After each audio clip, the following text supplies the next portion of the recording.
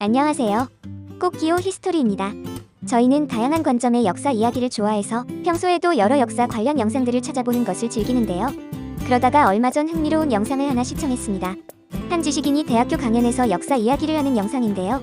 짧게 같이 한번 살펴보시죠. 그러니까 이승만 대통령이 제일 잘못한 게 뭐냐 하면, 최고로 잘못한 거는 경제 발전에 대해서, 국민들을 잘 살게 하는 문제에 대해서 아무것도 안 한 거예요. 그러니까 유엔에서 한국 경제를 발전시키기 위해서 개발 계획까지 만들어서 줬는데, 국가가 나서서 경제에 개입하는 거는 공산당이 하는 거라고 안 했습니다. 그게 이승만 대통령이 제일 잘못한 거예요. 영상을 보다가 불현듯 떠오른 이야기가 있었습니다. 한 유명 PD분이 발언하셨던 내용인데요. 시민쌤 말씀하시는 걸 이렇게 들어보면 나중에 찾아보면 다 틀린 경우가 굉장히 많아요. 우연하게도 제가 본 영상의 화자와 동일인이었죠. 그래서 한번 영상의 팩트체크를 해보기로 마음먹었습니다. 자신있게 역사 이야기를 하는 지식인의 이야기, 과연 얼마나 사실과 일치할까요? 그래서 오늘 들려드릴 이야기는 과연 이승만 대통령이 국가의 경제 발전을 위해 아무것도 하지 않았는가? 입니다. 출발해볼까요? 1945년 10월 16일 오후 5시 이승만이 김포 비행장에 도착하며 오랜만에 고국의 땅을 밟게 됩니다. 귀국 기자회견에서 나는 33년 동안이나 떠나 있었으므로 국내 형편은 잘 모르나 차차 알아가면서 여러분과 합동해 가겠다라고 발언한 이승만은 귀국 직후부터 스터디 그룹을 조직하여 국민과 국가를 위한 고민을 시작합니다. 그리고 이런 공부를 통해서 두 가지 결론을 내립니다. 첫 번째는 당시 가장 시급하고 심각한 문제가 식량과 땔감이라는 것을 파악한 것이었고, 두 번째는 국민을 먹여 살리기 위해 지하자원을 개발해야 한다는 것이었습니다.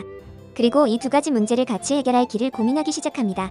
식량과 땔감 중 더 큰 문제는 땔감이었는데요. 식량은 그나마 미국의 원조에 기댈 수 있었지만 땔감은 수입에 의존할 수밖에 없는 상황이었거든요. 이런 상황에서 이승만이 해결 방법으로 떠올린 것이 바로 태백한전지대와 수도권을 잇는 철도 건설이었습니다. 그리고 자연스럽게 대한민국이 건국되고 대통령으로 취임한 이승만 대통령이 가장 먼저 추진했던 사업이 영주와 철암을 잇는 영암선 철도 건설이었습니다. 이 영암선 건설은 6.25 전쟁으로 3년간 중단되었다가 1955년 12월 개통되죠. 이때부터 태백지대의 석탄이 수도권으로 수송되어 가정용, 산업용 연료로 활용되기 시작합니다. 그리고 이는 박정희 대통령 당시 태백산 종합개발사업의 밑바탕으로 작용하기도 하죠. 여기서 끝이 아닙니다. 험악한 태백산맥으로 인해 철도 건설이 어렵자 동해안으로 석탄을 운반하기 위해 철암선, 삼척선을 부설했고, 이렇게 운반된 석탄을 이용해 삼척, 부평 일대에 발전소를 건설합니다. 그리고 이 전기를 이용해 삼척 일대에 중화학단지가 들어서게 되죠. 게다가 이 공사는 일제시절 일본인들도 엄두를 못 낼 만큼 힘든 공사였는데 우리 기술로 도전해 이뤄낸 대역사인 것이죠. 벌써부터 거짓말이 하나 들통나버렸네요. 이 새끼 아무튼 입만 벌리면 거짓말이 자동으로 나. 다음으로 팩트체크해볼 내용은 유엔에서 한국 경제를 발전시키기 위해서 계획까지 줬는데도 아무것도 하지 않았다는 내용인데요. 그러니까 유엔에서 한국 경제를 발전시키기 위해서 개발 계획까지 만들어서 줬는데, 아마 이모 지식인이 말하는 보고서는 다음 두 가지 보고서일 가능성이 높습니다. 바로 1953년 7월에 타스카 3개년 대한 원조계획이거나 유엔이 네이산협회에 연구 용역을 의뢰해 발표된 이른바 네이산 보고서겠죠. 그렇다면 왜 이승만 대통령은 유엔이 연구까지 해서 준 보고서를 제대로 이행하지 않았을까요? 네이산 보고서의 핵심 내용은 다음과 같습니다. 한국은 6.25 전쟁 때문에 거의 모든 사회 간접 자본이 파괴되었고 남아있는 것이라곤 농토와 사람뿐이니 농업 우선 발전 전략을 제안한 것이죠. 네이산 보고서는 대한민국이 이른바 한강의 기적이라고도 불리는 발전을 성공한 것과 정반대의 방향을 제안한 것이죠. 오죽하면 이승만 대통령은 보고를 받고 수천 년 농사를 지어왔지만 지금도 국민이 굶주리고 있는 나라가 한국이다. 그런데 우리 보고 농업으로 근대화를 하라니 이게 말이 되는 소리인가 라고 발언하시기도 했죠. 그렇다고 모 지식인이 말한 것처럼 아무것도 하지 않고 보고서를 비판하기만 한 것은 아니었습니다. 이승만 대통령은 유엔이 제안한 농업 우선 발전 전략을 거부하고 철강공업으로 눈을 돌립니다.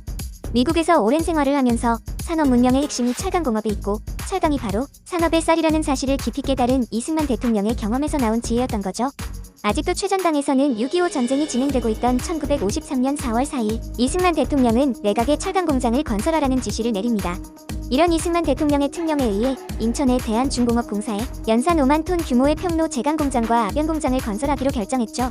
미국 원조 당국이 본인들의 말을 따르지 않는 이승만 대통령을 보고 자금 지원을 거부하자 이승만 대통령은 우리 정부가 보유한 자체 보유불로 건설을 지시합니다.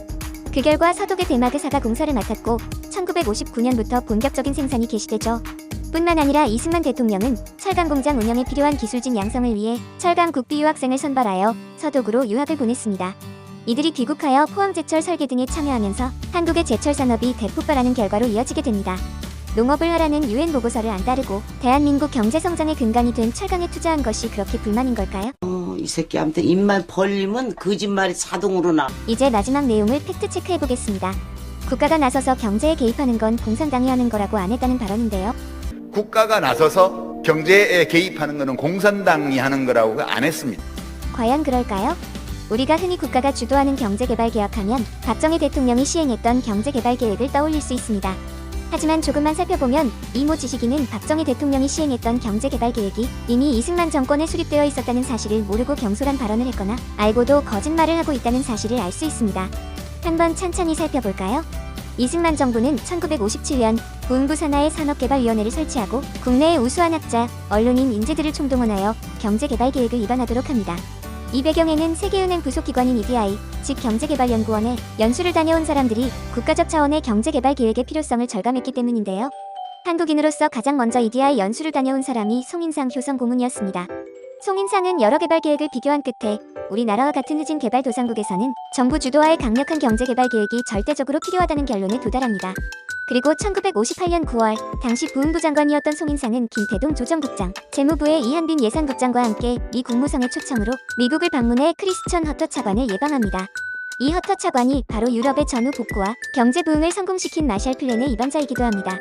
한국 대표단은 허터 차관에게 한국의 장기 경제개발 계획의 수립이 절실히 필요하다는 점을 설득하죠. 물론 과정이 순탄치만은 않았습니다.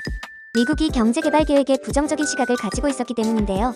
미국은 2차 대전이 끝나고 인도, 파키스탄, 터키 등 여러 나라에 대규모 원조를 제공했지만 이들은 모두 미국의 손에서 벗어났죠. 오죽하면 미국이 대외 원조에 성공한 유일무이한 나라가 한국이라는 말이 나돌 정도였거든요. 그래서 대한민국 정부는 미국 관계자들에게 우리는 인도식의 사회주의 경제계획은 절대 하지 않겠다는 약속을 하고서야 경제개발계획을 수립할 수 있었습니다. 이승만 정부가 이 산업개발위원회와 경제개발계획에 어느 정도 공을 들였는지는 소속 위원들의 대우에서 벽을 찾을 수 있습니다. 당시 부흥부 장관 월급이 42,000원이었는데 산업개발위원회 위원들에게는 사명감을 갖고 일하라는 취지에서 장관보다 월급이 4배나 많은 18만 원으로 책정했거든요. 수많은 노력과 시행착오 끝에 드디어 1960년 4월 15일 역사적인 경제개발 3개년 계획이 국무회의를 통과했습니다. 1960년부터 1962년까지를 계획연도로 설정, 경제개발 이론에 따른 개량적 계획 방식을 도입한 우리나라 경제개발 계획의 시발점이었죠. 그러나 통과된 날짜에서 알 수 있듯이 이 계획이 통과된 지 나흘 후 4.19가 터지는 바람에 이 계획은 빛을 보지는 못했습니다. 대신 이안이 5.16 직후 부흥부에서 일하던 관리들에 의해 제1차 경제개발 5개년 계획으로 승계된 것이죠. 결국 이승만 대통령의 국가의 발전을 위해 아무것도 하지 않았다는 발언, 유엔이 보고서를 줬는데도 아무것도 안 했다는 발언, 국가가 나서서 경제에 개입하는 것도 공산당 핑계를 대며 하지 않았다는 발언, 모두 거짓말로 검증이 완료되었네요. 오늘의 결론. 이 새끼한테 입만 벌리면 거짓말이 자동으로 나.